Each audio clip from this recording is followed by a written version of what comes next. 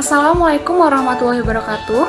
Kami dari kelompok 4 akan mempresentasikan hasil diskusi kami mengenai lanjutan regresi linear dua variabel yang beranggotakan pertama ada Maidina Fuad Rifki, NPM 190030, Osi Fajar Aditya, NPM 190032, dan saya sendiri, Indah Nurstiati, NPM 190048.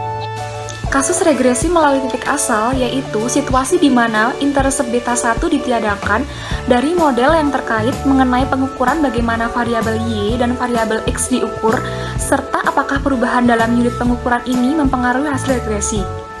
Nah, terdapat kondisi ketika ERP dua variabel yang mengasumsikan sebagai berikut, yaitu YI sama dengan beta 2 dikali XI ditambah UI. Nah, dalam model ini tidak terdapat intercept atau interceptnya 0, sehingga dinamakan sebagai regresi melalui titik asal.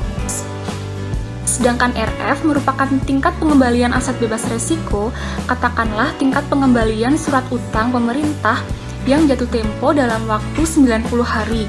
Sedangkan beta I merupakan koefisien beta yang merupakan pengukuran dari resiko sistematik, yaitu resiko yang tidak dapat dihilangkan melalui disversifikasi.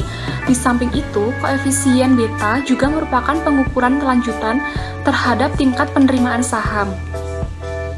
Selanjutnya, koefisien R kuadrat untuk model regresi melalui titik asal. Koefisien R kuadrat untuk model regresi melalui titik asal kita bisa menggunakan atau menghitung apa yang disebut sebagai raw R kuadrat dengan rumus raw R kuadrat sama dengan sigma XI YI kuadrat sama dengan sigma XI kuadrat dikali sigma YI kuadrat. Dengan catatan, hal ini adalah penjumlahan kuadrat dan pengalian dengan menggunakan data mentah atau bukan data yang dikoreksi dengan nilai rata-rata.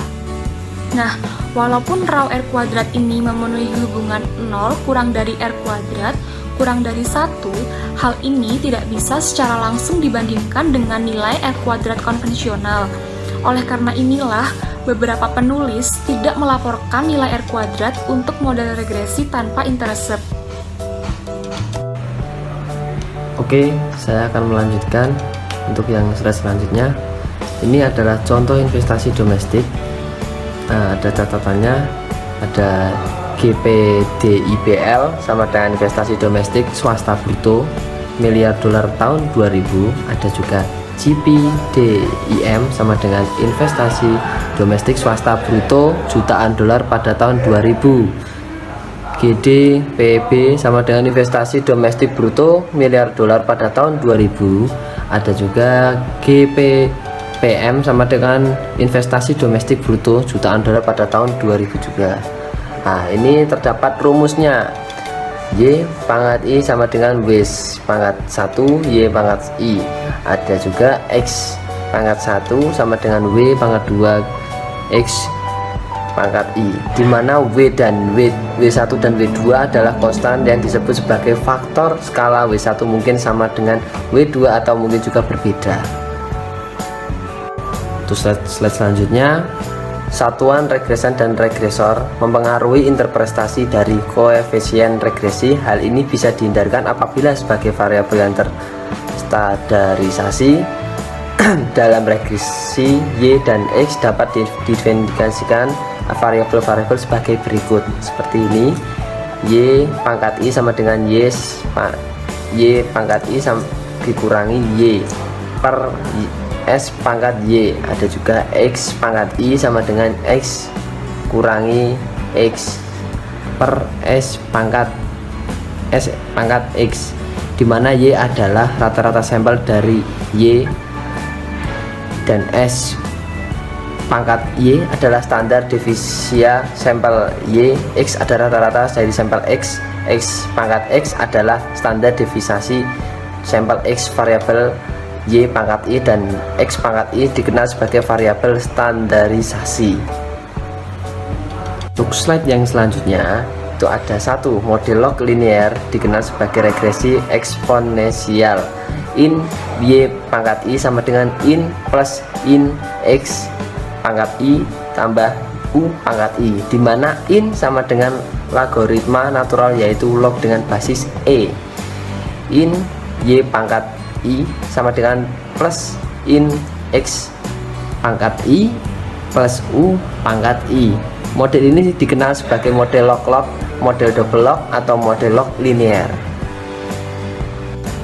Selanjutnya, slide terakhir, model semi-log. Model ini seperti model regresi linear lainnya, di mana B1 dan B2 adalah linear. Perbedaannya terletak pada regresi yang merupakan logaritma Y dari regresornya adalah waktu.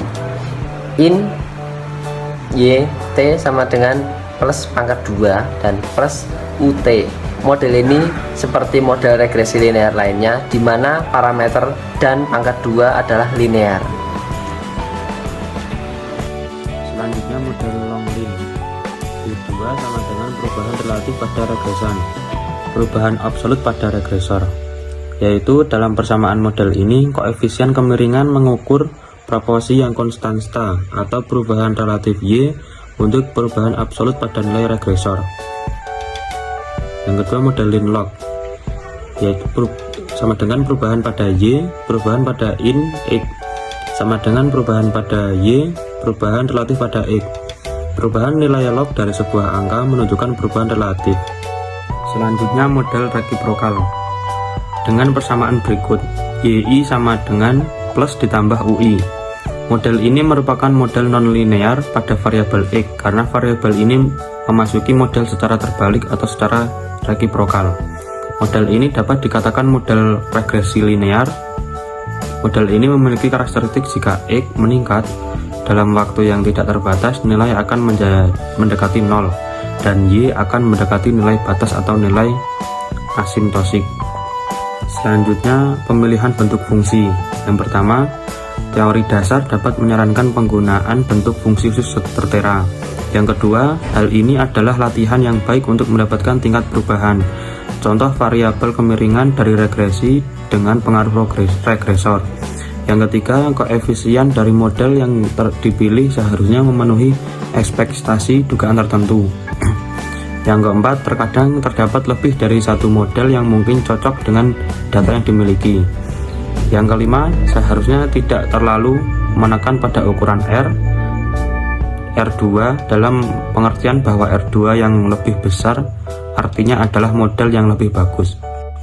Sekian dari kelompok kami. Jika ada salah kata mohon dimaafkan. Billahi wa taufiq wal hidayah. Wassalamualaikum warahmatullahi wabarakatuh.